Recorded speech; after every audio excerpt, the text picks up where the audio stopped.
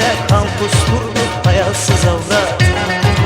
Etme avrat, zilli avrat, tahta vuran, zincir kıran, kocasını vuran. Etme avrat, zilli avrat, tahta vuran, zincir kıran, kocasını vuran.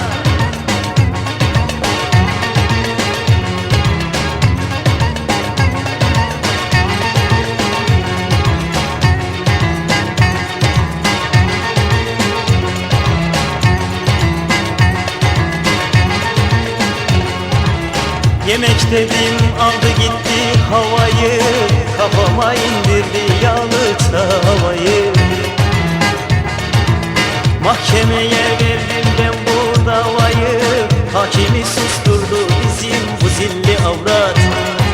Etme avrat, zilli avrat, tahta vuran, zinciri kıran, kocasını vuran. Etme avrat,